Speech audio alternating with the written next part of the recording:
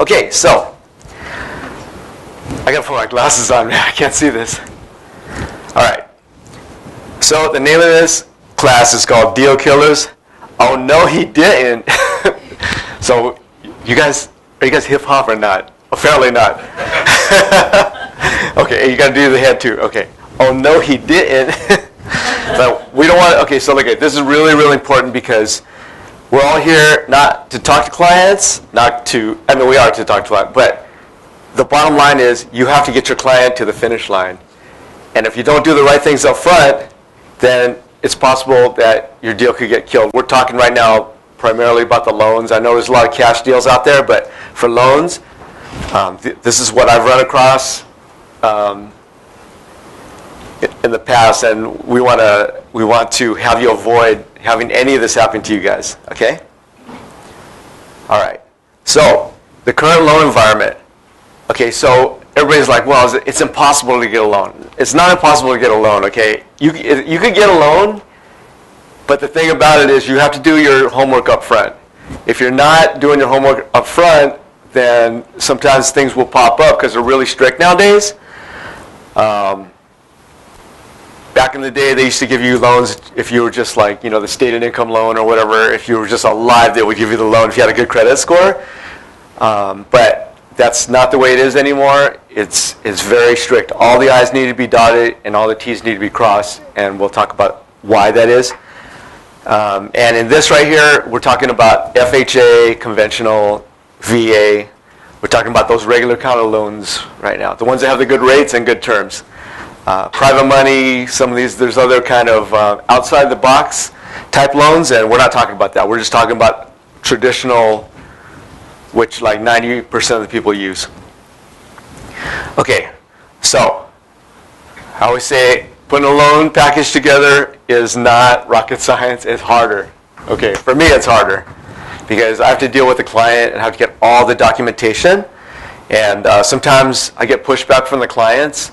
This is where I need your help as you guys as realtors. You know, if you use me for the loan or whoever you use for the loan, you have to be part of the team, and you have to make sure you're on the same page with your lender, because if you're not, if you're not on the same page and I'm saying, like, I need this documentation and you're not backing me up, then it turns into a thing where the client doesn't know who to believe, and then they're probably going to believe you more because you know them better than they know me at the beginning.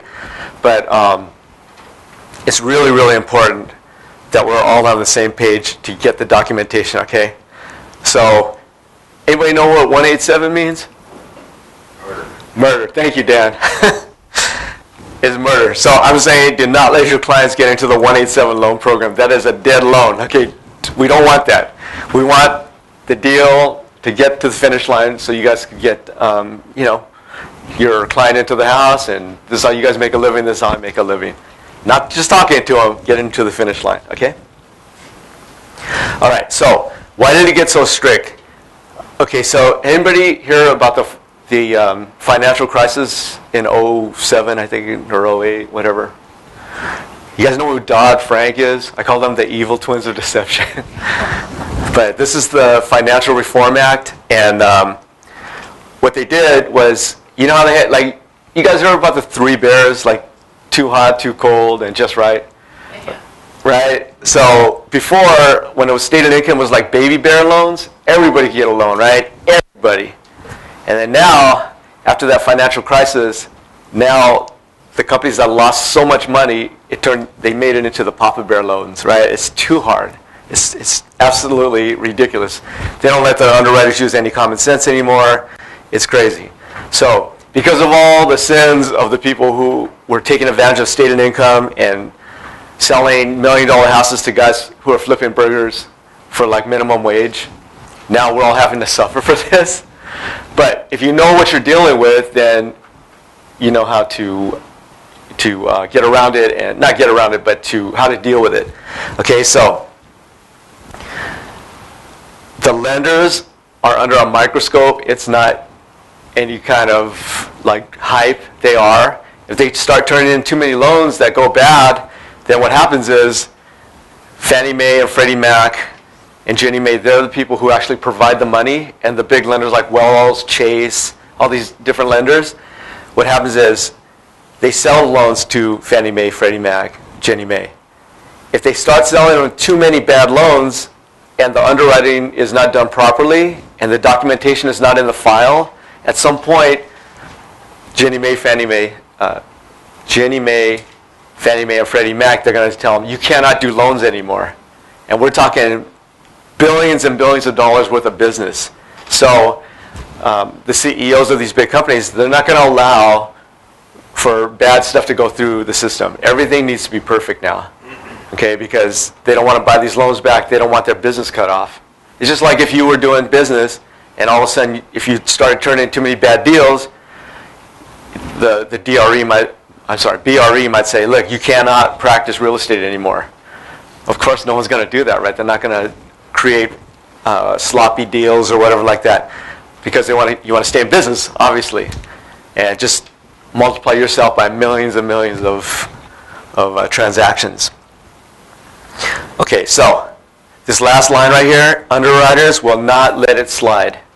Okay, meaning if you're missing one page off one bank statement, the underwriters are not going to let it slide, because if they do, what happens is they have this loan package, and if something goes wrong with that loan, they're going to go back and audit that particular deal, and they're going to say, look, you didn't have every single page, you didn't have every signature, you didn't have everything in there, it's not perfect. Get too many of those bad check marks, those underwriters are going to get fired. And that is not what they want to have happen, okay? So they're not going to let anything slide. So even though it's common sense, just know that we're not talking common sense in our business anymore. We're talking perfection. Okay, so the steps to the loan process. Okay, for me, pre-approval, and a really, really strong pre-approval, meaning when I'm done with the pre-approval, I'm basically ready to turn the file in to the underwriter for, to get the deal rolling, okay? I go to the extent where I'm asking for driver's licenses, because I want to make sure that the person has identification and it's not expired, because what do we have to do on these loan documents? We have to get them signed and notarized, right? If you don't have identification that's valid, you can't even sign. So I do that. I have a big old checklist of all the items that I need to turn the file in. Income, assets, the whole 9 yards, okay? I also run a thing called Desktop Underwriter, which the Desktop Underwriter is what the underwriters use to approve the loans. So I input all the income, assets, I do all that, I run this thing, and then it gives me an output. It says I'm approved or I'm not approved. Okay, if I have questions on how my income's calculated, I take it to the underwriters first. So I do it really, really thoroughly. And one, it's protecting your client. It's protecting your time, because you're not out there showing the client something that they cannot afford. And also, it's competitive out there, right? There's less inventory out there right now and more buyers, right? And so if you have a loan, you're going against cash buyers or you're going against multiple offers. What's happening is the strong listing agents are actually asking for what they call cross-qualification. So they will look to see my loan package, and they want to see I run Desktop Underwriter. I looked at the tax returns. I looked at the bank statements and pay stubs and everything, and I turned the whole package in. I have to send them my documentation. So if your client did not provide that to me, and if I send it over to this other listing agent and they see that things are missing, their lender's going to say your package is weak. And then you just wasted your time writing an offer because your package is weak and you're going against strong buyers right now, just because there's so many of them and lack of inventory, okay? All right. Okay, so I package the file for pre-approval. So you get your offer accepted. I get the file. I get with escrow. I get all the disclosures generated. I have to get the cost structure from escrow and all that good stuff. We order the appraisal. And if there's anything, and when I say missing items, what I should probably say here is items that need to be updated, because sometimes you'll do a pre-approval now and the client won't find a place for 3 months. So I need to update the bank statements and pay stubs. So I'll get all that that information, and then I send it to my processor. They make sure that everything's there. If I'm missing anything, they'll let me know, and then we turn it over to the underwriters for approval. So we get what they call a conditional approval. If you guys are not aware of this, of how this works, but we get a conditional approval by the underwriter, and then we look at the conditions and see what the underwriter is asking for. Okay, if the underwriter says that they need something like the person's kidney, okay, of course, we can't provide that, right? So that's when I will tell you, you're approved if you could provide this. If it's a couple of updated bank statements, no problem, right? But if it's something really, really hard, that's when I'm going to tell you, okay, do not remove the loan contingency, because I don't want to put your client in a bad position either. Sometimes things will pop up that we don't see it in the initial documentation, and then we find out a little further down the road. Maybe it's something to do with the property. It could be a lot of different things, and it could be some of the things that we're going to talk about in the deal killer piece of it. Okay, so this is more steps to the loan process. Once we get the approval, we get the conditions, we turn them into the underwriter to finalize it so they clear us for docs. We get the loan docs drawn, we get them out to your client, they sign them, and all the funding conditions and all that good stuff is taken care of. When everything is perfect, that's when we fund the loan, and then we record the next day, and then your clients get the keys to the house, which is great. Okay, now you guys also should be thinking about this in terms of when you have a listing. You should be evaluating the buyers the way I'm evaluating the buyers, because you don't want to take the wrong offer, right? And I do cross qualifications too. So if you have somebody coming from the outside and you don't know who that loan officer is, and you don't know how good their work is, you can let me look at it, and I'm going to be looking at the same thing that like I do on my personal loans. Okay. All right. So what are the deal killers? Okay, this is the meat of this, okay? All right. Okay, these are the rookie mistakes that I see all the time, and I know it's competitive out there on some of these things, and I know you're trying to get the deal, because if you don't get into the deal and get your offer accepted, then none of the other stuff really matters. But some of the things that I see over and over is too short of a loan contingency period. Like someone will say, like, I need 5 days, I want a 5-day loan contingency. Well, how are we going to do a 5-day loan contingency if it takes 5 days to get the appraisal? You know what I mean? Stuff like that comes up. So there's 17 to 21 days on a loan contingency. Try to get that if you can. It's going to take a lot of pressure off you and your client, because if you tell them 17 days, on day 17, they're going to be hitting you up for a notice to perform.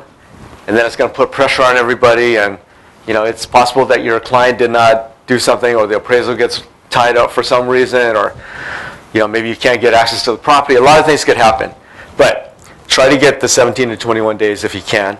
It'll just help you relieve your own stress. Okay, not doing a proper home inspection, though that's bad, because sometimes you don't do it the right way, and I always hear the phrase, this home inspector is going to kill our deal by looking too closely. Well, if you're the buying agent and they're not doing a good job of looking at this house, and they're not finding all the different defects, why do you want to sell your client that house? That just kills me.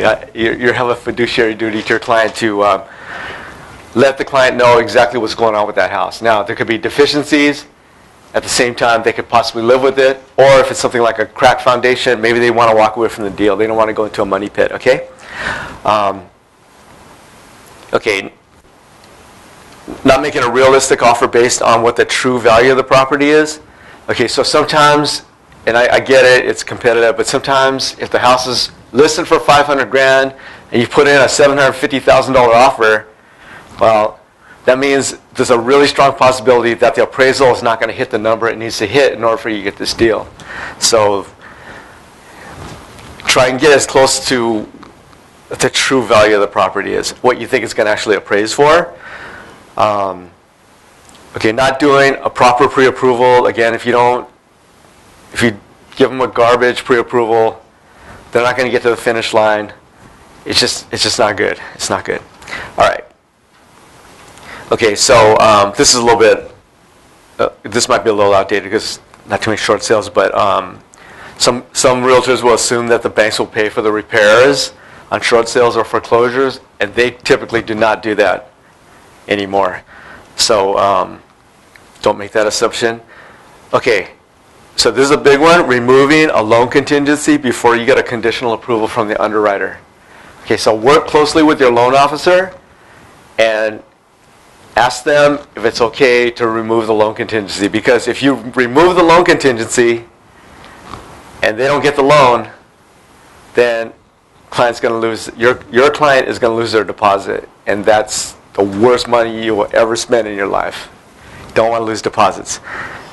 Okay, so like me, I'm paranoid on that part of it. Like I want to see, like I always tell my clients, don't even remove the loan contingency, but I know I have to.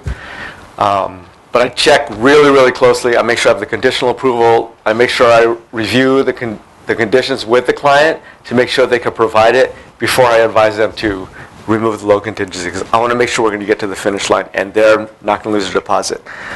Okay, this is a big one right here. Trusting your client who claims to make a lot of money. Right? It's like, oh, I make $1 million a year and blah, blah, blah. And I have this amount of money to put down. And then you turn that loan over to me, and then I look at the documentation, and they don't. And that sometimes that'll cause you to start driving around and showing them houses, and then you find out they really are not able to qualify for that loan or for that property, and then everybody wastes their time. Everybody's disappointed. Okay, that's I said it, taking clients out without pre-approval. Okay, so for us, it's not how much money the client makes. It's how much the client makes minus their debt. Okay, and that's a big deal, because just because you make $1 million a year, if you're spending $999,000, that means you're not going to qualify for a loan. Okay, so let me go through the package, or a strong lender, let them go through the package and just confirm all that before you start driving around. Okay. All right, so the other part of this is, I'm asking for 2 years of tax returns. Typically, I need a 2-year history of consistent income and all this good stuff. And sometimes the borrowers don't want to give me their full tax return. Okay, if I need the full tax return, I don't like doing paperwork more than anybody else. I can't stand paperwork. But for our purpose, I have to go through the paperwork. And again, the first 2 pages of the tax return is not telling the whole story. There's deductions in the back, and some of the things we have to count against them, some of the things we don't have to count against them. And bottom line is, the clients don't know how we analyze these tax returns, and neither do I. But just kidding. I'm just kidding about that. I'm just trying to see if anybody's awake. All right. Okay, we went. And it's not what you make, it's what you can improve. There's a lot of people making money under the table, especially in this area for some reason. And I have to be able to show this stuff on paper. I mean, they have to show it on paper, and I have to double check that what they're giving me in paper is actually true. So please, again, just back me up on having your client provide all the documentation. Also, they're looking for consistency. I made this slide a long time ago, but there was a time when MC Hammer was on top. He made $30 million, right? 1 year he made $30 million. The next year he made no money. He probably lost money because he had all this stuff. He had these houses and cars and all this stuff that he spent on. So just because the person, they did well a couple of years ago, does not mean that today they're going to be able to qualify for the same loan, okay? Things like commission, overtime, those things need a 2-year history. I need to be able to show it. I need to do, not just on the pay stub that I see now, I have to do a verification of employment to see what the history was so I can average it out. There's a lot of things that we need to do in terms of being given a good pre-approval. There's also there's a thing called a 2106. 2106 expenses, like employee expenses, like sometimes teachers they'll buy school supplies and then they'll write it off on their taxes. Sometimes we have to count it against them. It just depends on how the person is making their money. So all those things need to be definitely analyzed. Okay, one-time large capital gains. Sometimes someone will make $1 million because they sold a house 2 years ago. They think that's what they're making for income. Well, it's not, because it's not consistent. Okay, so I'm just trying to give you a feel for how the underwriters think about how income is earned and what we can use for the loan. Okay, this one right here is really important. There's a thing called a 4506T. This is a request for tax transcripts from the IRS. So what's happening is, yeah, 4506T. It is a crazy thing because we have to get the tax returns, but we also have to confirm that the tax return that was given to us is true, because anybody can go get TurboTax and make their own tax return, right? So we double check, we cross check with the IRS to see that the 4506T is, matching with the that's a transcript matching with the tax return. And then the other part of it is there's times in the year where, like towards tax season, you file your taxes on April 15th, let's say, and it takes 4 to 6 weeks for us to get the transcript back. So if you're trying to use like that year's tax return to qualify for the income, and I can't get the tax transcript back, I can't close the loan because I can't verify what the tax return was and what the income was for that year. So if something like that's happening, I'm going to tell you, I'm going to say, Mr. Realtor, Ms. Realtor, your client is pre-qualified for this amount of money or pre-approved for this amount of money. They can buy this level of house, but they can't get it right now. They need to wait maybe 3-4 weeks because they just filed their tax return. And we're not in a position where I can get the tax transcript back. I mean, they could qualify in the whole 9 yards, but if I can't get that, I can't fund, your client loses their deposit, so we don't want that. Okay, so self-employed borrowers, it's much harder for self-employed borrowers now because self-employed borrowers write a lot of things off, which they should if they're legitimate, but it does cut into their usable income. And again, this is one of those situations where they're saying they're making $1 million, but they're writing off $900,000, $999,000. They're not going to qualify. Okay. And just know that in our business, if income is going up, a lot of times they will average a 24-month average, and if income is going down, they'll take the worst of. Okay, so it's a very conservative way that the lenders are having to calculate the income. Okay, here's another one. This is a killer. Okay, not analyzing bank statements ahead of time. Okay, so what happens is because of the DEA, that's the Drug Enforcement Administration and agency, and then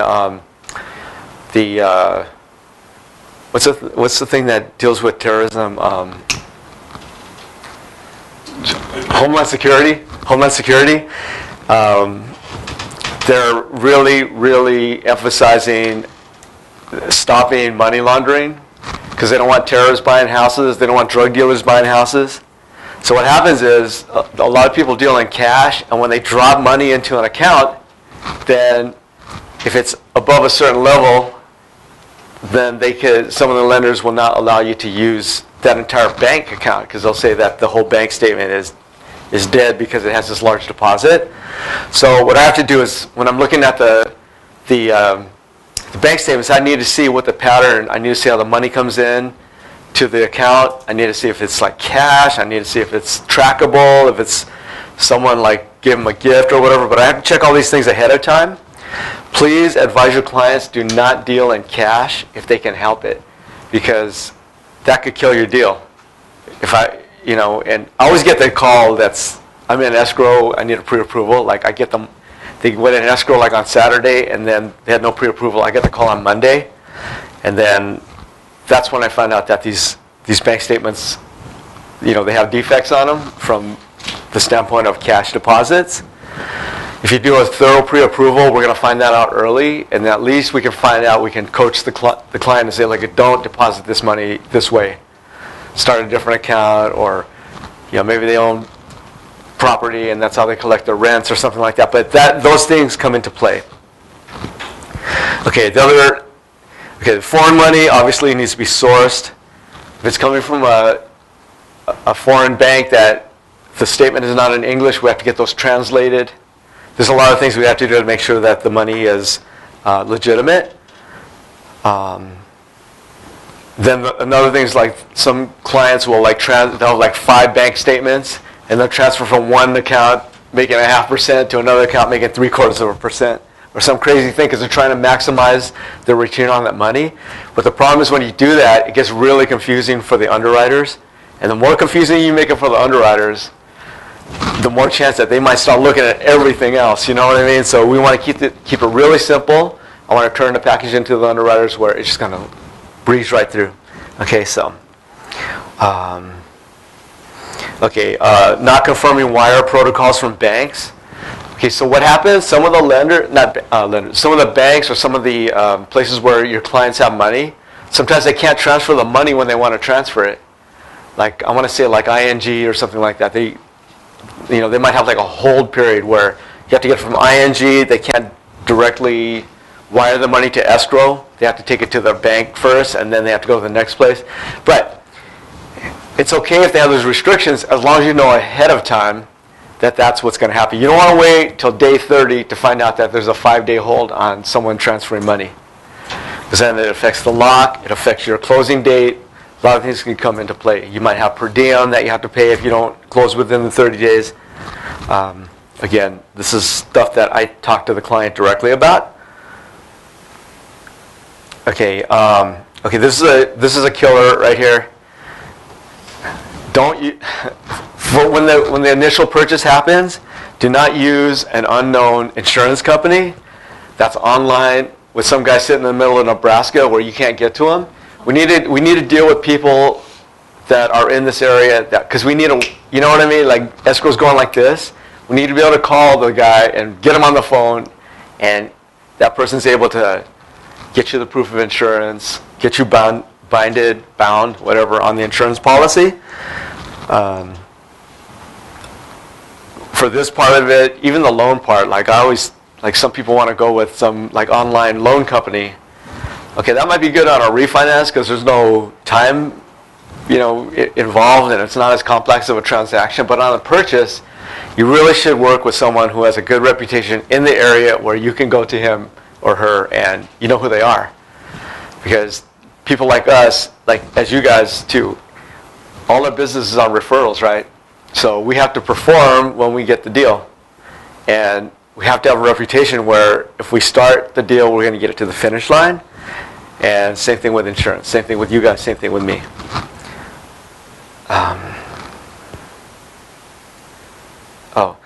This insurance thing, too many claims made against a property.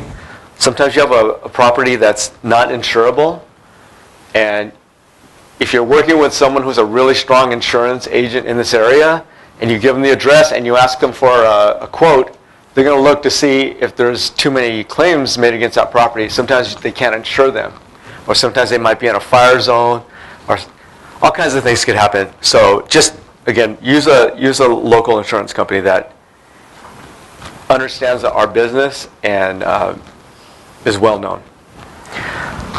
Okay, this one can kill you right here. Not disclosing non-credit report debt expenses. Okay, so on the credit report, I see all the credit cards, I see the car payments, I see other mortgages, but there's some other stuff out there that sometimes does not show on the credit report, but we have to account for. Okay, alimony, child support, separate maintenance, court-ordered obligations, job-related expenses, judgments. There's also things out there like that hero loan that does not show up on the credit report, but those hero loans are like for people who made improvements to the houses for like energy efficiency and just to make it more livable, but it doesn't show up anywhere. But somehow, I don't know how the underwriters find this stuff out, but they're going to find out, and then it's going to possibly change the income level to not let them qualify for what they want to qualify for. Okay, this one is big to me, just in general and business in general, not setting proper expectations. Okay, so you guys are the pros. I'm a pro. We know how long this stuff takes. If we know it takes 5 days to get an appraisal, we can't tell the client it's going to take a half hour, because it's not. If we let them know ahead of time, if we let everybody know ahead of time what's going on, then they know how to react, we know how to deal with them, and it just makes everybody's life a lot easier. Okay, so the other part of it is not providing all the documentation to me. You guys got to back us up on this. It's really, really important. We need to see everything. Okay, also telling the client that there will be no issues during the process. Okay, it's just not true. Okay, we're going to do our best to upfront find out what's going on with the situation. You know, make sure the loan is approved properly. But, you know, stuff on the house, you don't know what's going on with the house. You don't know what's happening with title issues. There's a lot of things that could possibly pop up. And if you let the client know that things could pop up because it's a complex transaction, it's going to make it easier for you. And they're going to also, like, they want to know too. Like, every time I tell the clients, I go, look, we're going to do our best to do this, this, and this. These are the things that we expect to happen. These other things could possibly happen. They always thank me, because I always tell them, like, I don't want to have any surprises. I don't want you guys to have any surprises, because that's the worst thing anybody could have in the middle of a stressful transaction. Okay, so closing funds not coming from analyzed bank statements. Okay, sometimes the client might give me bank statements, and then at the very end, instead of having the money come from these bank statements, they have it coming from some other bank statement that I've never seen before, and that could potentially kill it, because if that bank statement, if the money's coming from a bank statement that has too many large deposits that we can't track, things like that, that could possibly make us not be able to fund. And if they tell me on day 29 or day 30, you know, again, we're in a situation where they can lose a deposit because we already waived their loan contingency. So, okay, gift funds not being sourced, same kind of thing. We can use gifts, obviously, but sometimes you don't know where the gift is coming from. But I have to know where the gift is coming from. I'll ask for a bank statement. Sometimes the clients don't want to provide that. But I want you to just please back me up on, we need to see the statement, because I need to make sure that the money's not coming from some terrorist organization. You know what I mean? It has to be coming from a legitimate source. Like not coming from a wheelbarrow of cash coming from Tony Montana from Scarface. We can't have that. Okay, flip properties. FHA has some specific deals about flipping. They're not going to finance if it's less than 90 days. So, meaning, this is coming back to the pre-approval. Let's find out what kind of loan that your client is going to use, and also the property that's being purchased. Before you put the offer in, we need to see, you know, when it went up for sale, when it was purchased. Title can help us with this. Property profiles can help us with this. And sometimes, like, there's some rules here, like property needs to be owned for 90 days from the other person who's flipping it. If it's between 91 and 100 days, you need 2 appraisals. If the sale price is 100% above the, you know, there's like rules. So we need to like let the client know. We need to let you know as well. Okay, this is a big one. Occupancy status not realistic. Okay, so there's 3 ways that the lenders evaluate these loans. Okay, one is a primary residence, one's a second home, and the other one is an investment property. Okay, so the best rate is on primary residence and second home. And the higher rate is going to be on investment property because it's riskier to the lender. So what happens, sometimes someone might own a house, say they own a house in Arcadia, and it's a 5-bedroom mansion in Arcadia worth $1 million, right? Then they want to buy another house in some property that's way out in the middle of the desert, and it's 2 bedrooms, and it's not a $2 million house. Now it's a $150,000 house, and they work in, near the airport or something like that. So the desert is far from the airport, but they're still trying to get a primary residence loan. Chances are they're not going to get it because the underwriter is going to say, why would the person move all the way to the desert from a 5-bedroom house to a 2-bedroom house? And, why would they do that? It's not realistic. So they'll say, we're only going to give you a loan if it's considered, or if it's on a investment property type loan. So the reason why that might kill your deal is if they're barely qualifying for that loan as primary residence and I have to raise the interest rate, it might take them over the top. Now they can't qualify for that loan because their debt to income ratio is too high. So let your client know that they're going to be checking this very, very closely, and mortgage fraud is a huge deal right now. Like in our disclosures, when we send them out, there's an actual note in there that says that mortgage fraud is something that the FBI is going to go after you on. So just set the expectation, if they're going to do that, they're going to buy a house in the middle of the desert, and they know it's going to be a rental, just treat it that way. Okay, I'm going to tell them that, so just back me up on it. Okay, appraisal issues. Sometimes the appraisals are coming in, below the sale price, and sometimes that can kill a deal. Okay, so it could be good for your borrowers because maybe you're in escrow and maybe you find out that it's property's just not worth what you think what the offer is. You could possibly renegotiate the contract, or you can walk away from the deal. Okay, like with Franklin Loan Center, our appraisers are really they're local. They're not coming from like San Diego or some crazy place far away to come and do an appraisal here in the San Gabriel Valley.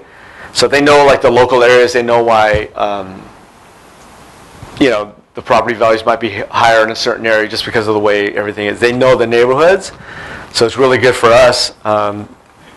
We don't usually have appraisals coming in below, but the appraiser still needs to justify whatever the price is that's on there. Okay, so this comes back to the issue about having the offer come in at some kind of realistic price where it's going to appraise. Okay, the appraiser also has to note defects like safety issues, like there's broken glass all over the place, chipping paint. All those things need to be written on the appraisal. So if that stuff is happening out there, you guys need to look at the house yourself and see if anything's going to be something that's going to hold your deal up. And then if that's the case, then you need to work with the listing agent and say, look, are you going to fix this now, or are we going to try and buy it as, sometimes it might go through, but like I know like on FHA deals, if it's chipping paint, it's not going to finish. It's just not. So when I see the appraisal, I'm looking for certain things too, like carbon monoxide detectors, water heater strapped down, double strapped, and all this good stuff. So those things are all also in there. But when you're doing your walkthroughs at the beginning, like try and note these things so you can work with the listing agent to get these things fixed ahead of time. So we're not waiting until day 29 and finding out that we have an issue. Okay, now if it does not come through, if the appraisal does not come through at the sale price, we do have an appeal process. We just have to provide strong comps, and then we turn those into the appraiser, and we appeal. We can't influence. Like I can't call the appraiser and say, "Hey, can you change this?" No, we can't do it that way. We have to give them a package, and then we turn it in through the management company, and then they evaluate it, and then they decide whether or not those comps are, legitimate or not. All right. Okay, other missing documentation. This is the stuff I'm asking for. Business licenses, IDs, proper tax returns, green cards, front and back, W-2s. Okay, again, I'm asking for this stuff up front, but you might work with a lender that doesn't ask for all this stuff up front. This could kill your deal. So work with someone who asks for it. Okay, safety and habitability issues. This stuff will show up on your appraisal. Cracked pool plaster, broken windows, unfinished floors, missing cabinets. There's a lot of things that could come into play, so please be aware of that.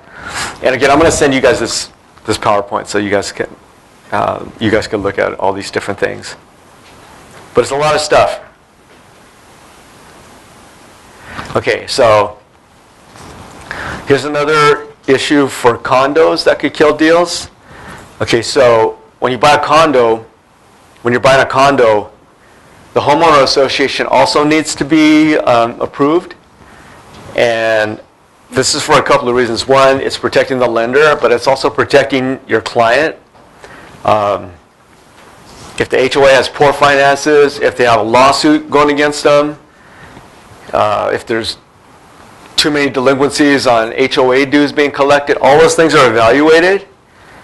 And it's something that if the lender does not want to take that, it's probably your client doesn't want to have it either, because that means the finances or something is out of whack with that HOA. And then if they buy into it, at some point they got to make it right? They have to be able to pay their bills. There's a chance that they can do a thing called an assessment. So, meaning they will collect money from all the HOA members in order to make the finances good again. There's reserve requirements on all these other good stuff. So your client does not want to get into a situation where they're buying into a homeowner association where they're going to get a $10,000 assessment like 3 years later. They thought they were getting a deal, but they're not really, because they're having to pay this. Okay, so anyway. And then if you're doing FHA loans, there's not, FHA and VA have the same list of approved condo complexes, and FHA is not really approving a lot of HOAs anymore. They're just not, because the condos need to pay money and they're not doing it. So what you have to do is, if you're looking for a condo and the client is using FHA, then if you give me a list of the zip codes that you're looking in, then I can tell you which HOAs are approved, so you don't waste your time and disappoint your clients. All right. We're almost done. Okay, not really. Okay, alimony and child support. If we're missing a divorce decree, if they're legal separation, that could be a killer for you, because legal separation, we don't know what's going to happen, so the underwriters don't know what the alimony is going to be, or child support. Those things come into play. I need to check that ahead of time. All right, liens, collections, BKs, lawsuits. All these things are, if they're in a lawsuit and they don't know whether they're going to win or lose the lawsuit, or they lost the lawsuit and we don't know what the judgment against them is going to be, those things could potentially come into play. There are like 10 questions on the loan application, and I ask them, are you in any lawsuits? Do you have any judgments going against you? Do you have any BKs? All these things come into play. So I ask them ahead of time as part of the pre-approval. But if we don't handle it properly, it could kill the deal. Okay, prelim title reports. You've got to make sure that the property is clean that you're trying to buy. And you could talk about that. Okay, changing or losing jobs. Okay, please tell your clients, do not change jobs in the middle of a transaction.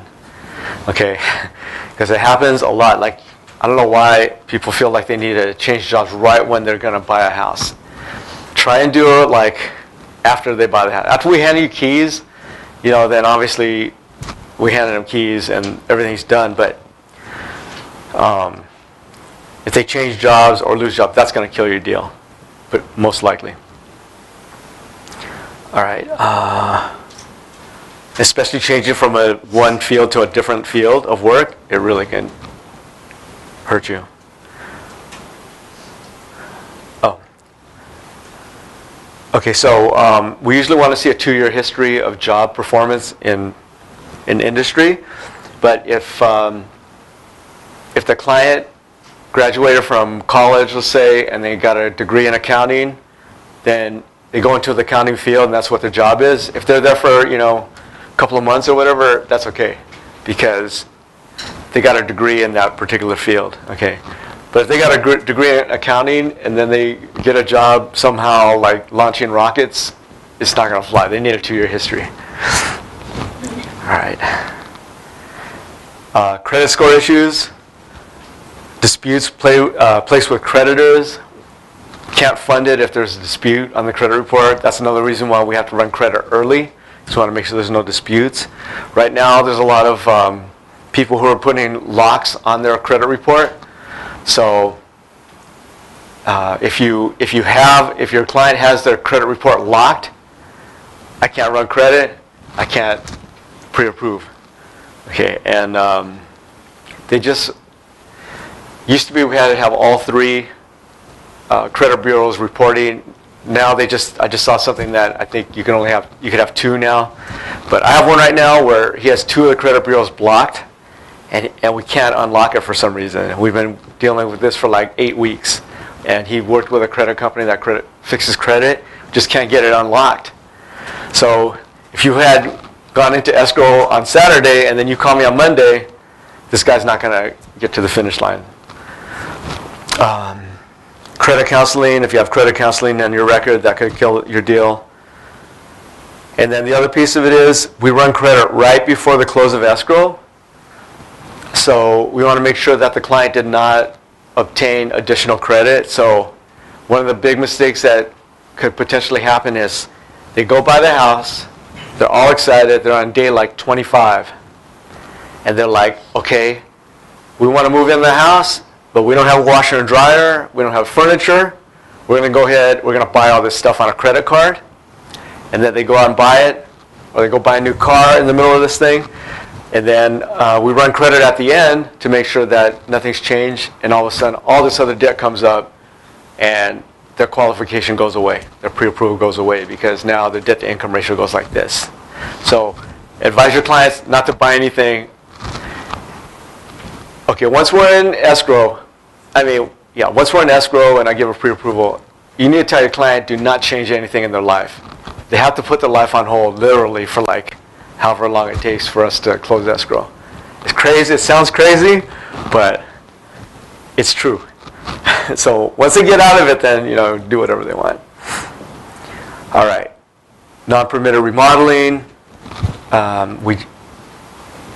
That happens. There's non-permitted stuff. If you're going to buy the house, make sure that you look at what the addition is, or whatever it is that's non-permitted, and then take pictures of it, show it to me, and we have some investors that will do non-permitted, but you got to look at this stuff up front. You don't want them spending money on an appraisal and a home inspection, and we know that we can't get it through because the guy added 5 bedrooms onto a 1-bedroom house and unpermitted. That's not going to fly. All right, investor overlays. Okay, so some of the investors are more strict than others. There's Fannie Mae rules, Fannie Mae guidelines, and then there's also some of the lenders will go over and above that. They'll give you better rates, but they're more strict. So just keep that in mind. I keep that in mind when I'm doing the pre-approval, because we have access to multiple lenders, and I know which ones are stricter, and I know which ones are more lenient. And if your client needs a more lenient one, that's fine. That's what we will take them. But know that if they're more lenient, they're going to be a little more expensive on the rate. Okay, so. But sometimes those things come into some of those things come into play. All right, keeping or selling the old house. We have to make sure we understand what the client is going to do with the old house if they have one and they're going to sell or keep and buy a new house. Let's just make sure we know what the client is planning on doing. And I'm also going to advise the client, once I run the numbers, I'm going to tell them it's okay for you to keep this house, because you can still qualify for the loan you're looking for, or I might say, look, you're not going to qualify unless you sell this house. Then they make a decision. But that stuff needs to be done up front and not Monday morning after the Saturday offer. Okay, so I keep coming to the pre-approval thing, but that's like the name of the game.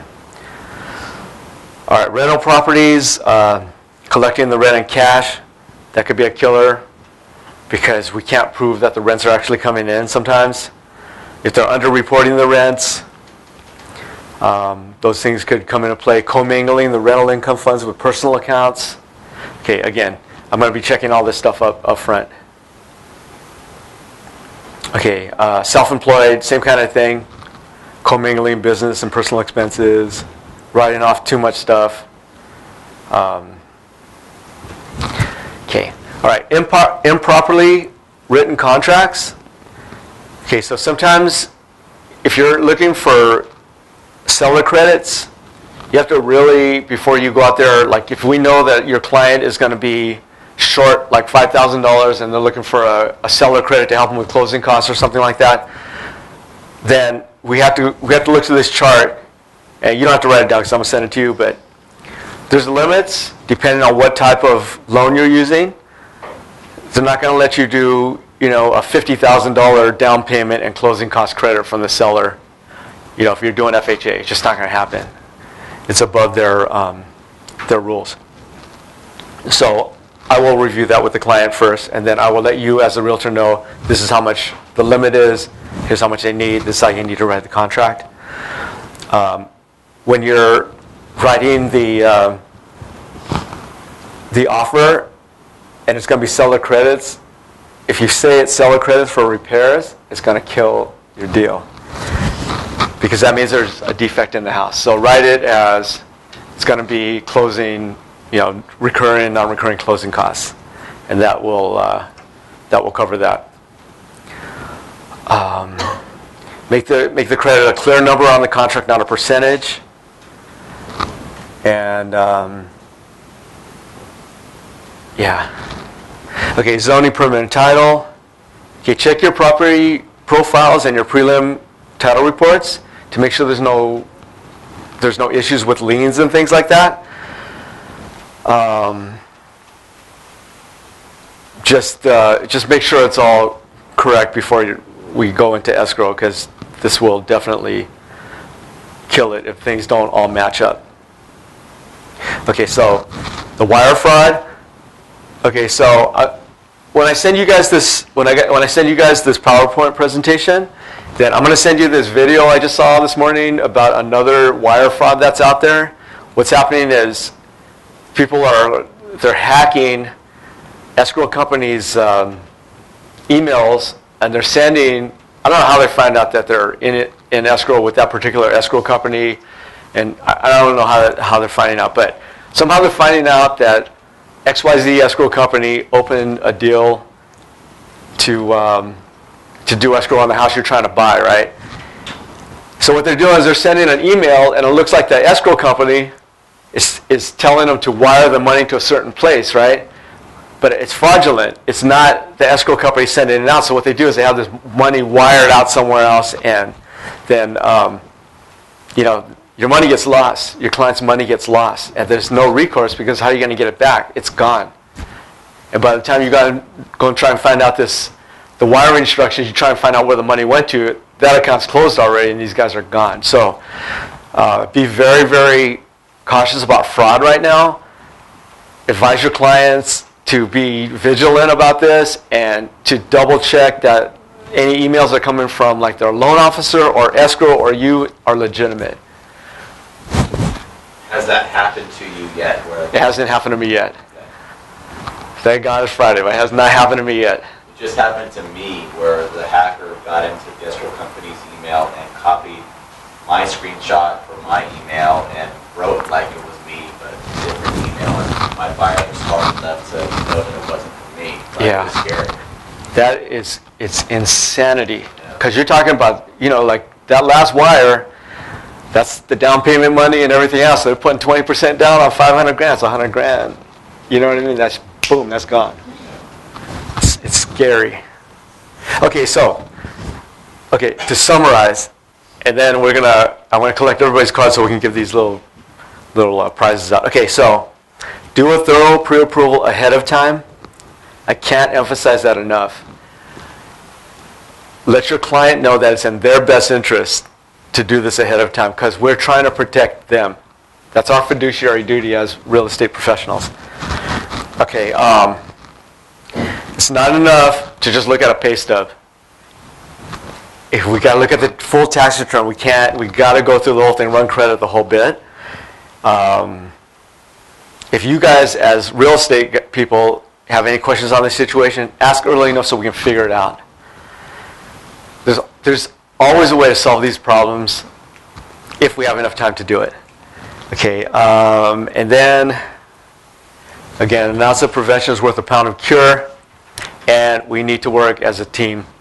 Okay, so we all have to be on the same page. Your loan officer should be your team person. Your title person, escrow, they're your team. They're like your staff.